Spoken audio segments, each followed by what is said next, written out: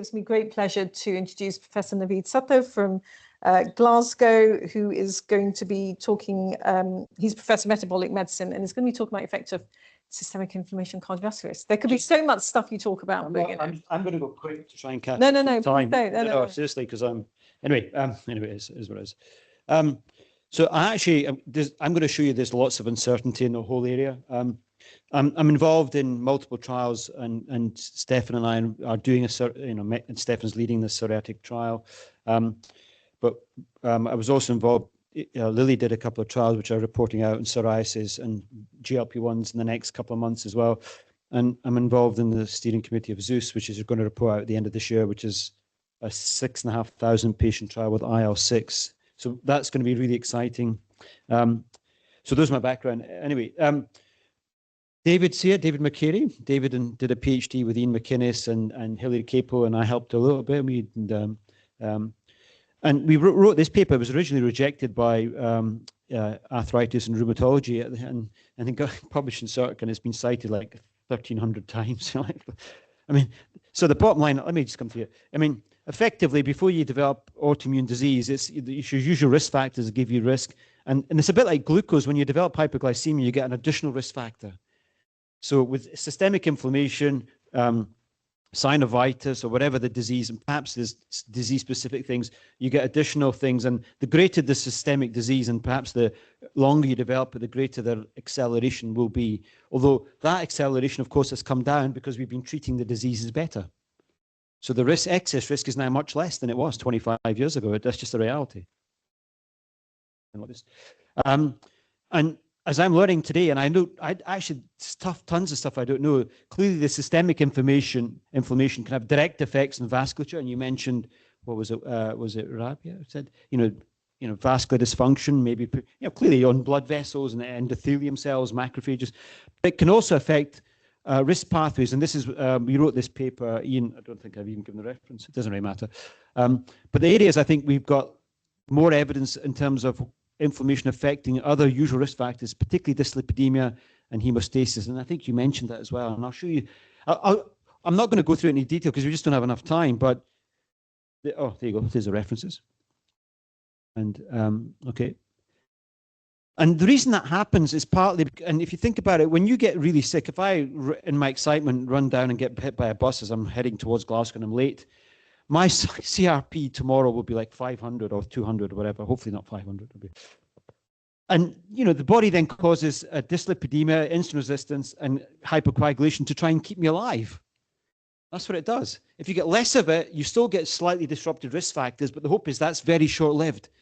So it keeps me alive. Stuff the rest of it. If that causes atherosclerosis, who cares? I need to live.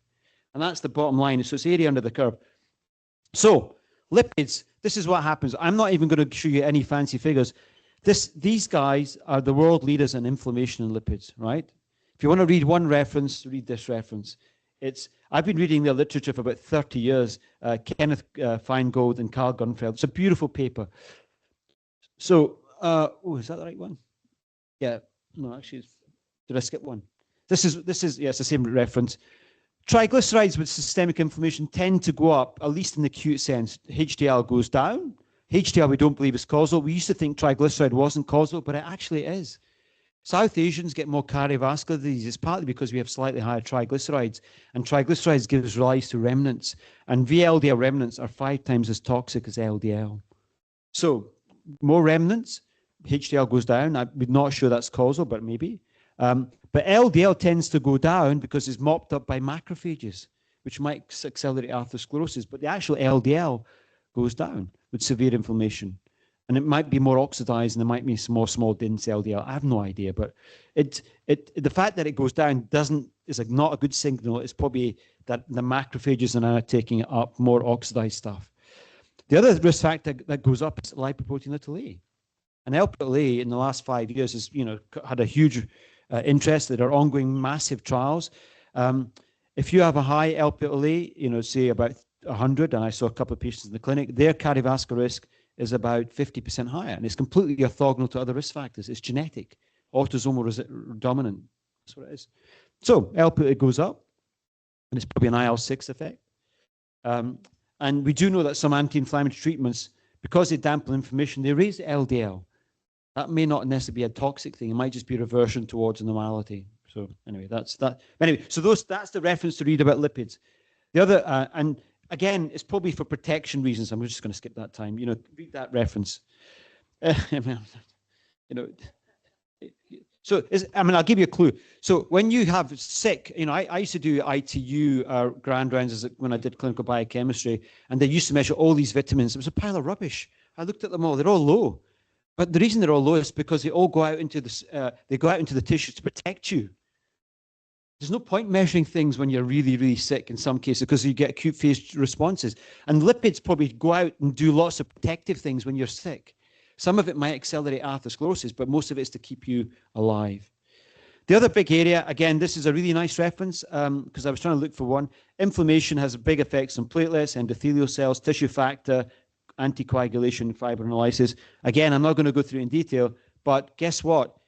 If I was run down by a bus, great, I'm going to get hypercoagulation. Why the body wants to make me stop bleeding. So I'm going to have more thrombotic factors and less anti-clotting, to stop me bleeding and dying. But if you get a UTI or a respiratory infection or long COVID, guess what? You get much greater risk of thrombosis for a few days. And this is COVID. This is a case control study that Fred did. Pulmonary embolism went up substantially. Okay, I think you don't get that you get that with any infection, but to a much lower extent because COVID, of course, IL-6 was dominant. But even after a UTI or respiratory or COVID, you also get a slight rise in MI and ischemic stroke. So systemic inflammation is probably, I think my gut feeling is this is not lipids. I think this coagulation, hypercoagulability, because if you then get a rupture, you're more likely to get a occluded rupture if you've got thicker blood, if you think about it. That's my sense of it. I don't know what the answer is, but I think that's what it is. Last few slides. Tons of literature on obesity and inflammation and insulin resistance and diabetes, and most of it's shite, okay? This paper, we had a lot of stuff thinking, can we cure diabetes by anti-inflammatory agents? I'm not convinced. Canakinumab, tiny effect. Aspirin, tiny effect. This paper has been cited 6,000 times, and I do think it's correct, okay? So just be... Rabia, you mentioned psoriasis. Psoriasis and perfusion. So, if I looked at your case control, there was a 2 BMI unit difference in your, which is quite a lot actually. So just be very careful. But psoriasis is the autoimmune disease, which is much more metabolic than any other. You know this. You guys know this. Stefan and I have been doing this, and this is Lynn Ferguson. We wrote this. You do get a more metabolic phenotype. You get more ectopic fat. You get more liver disease, liver fat.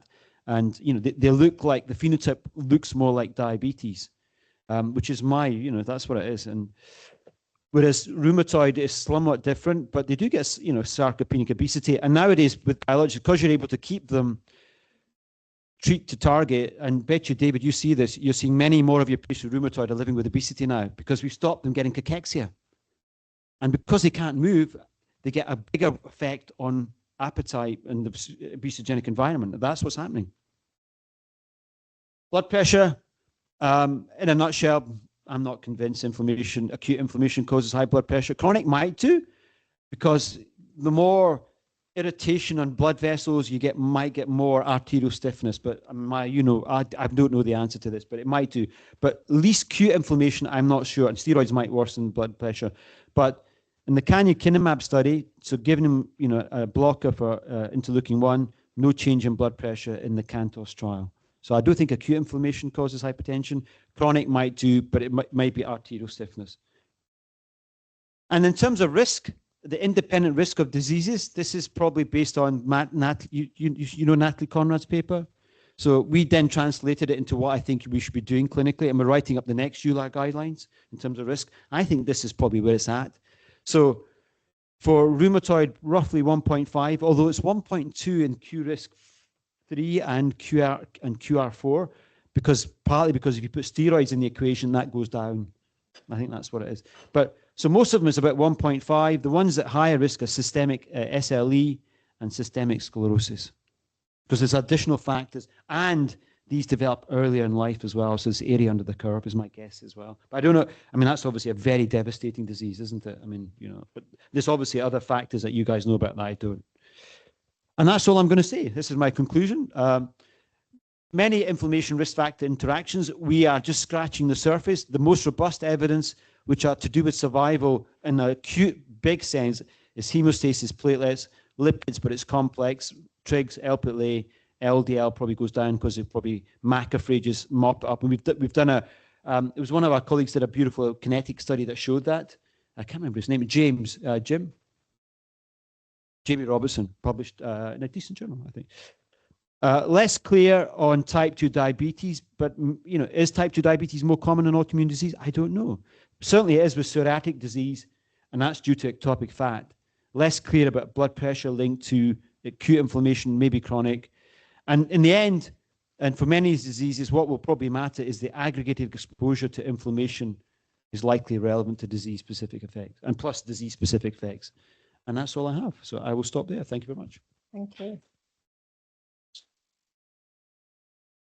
Thanks, Naveed. That was great.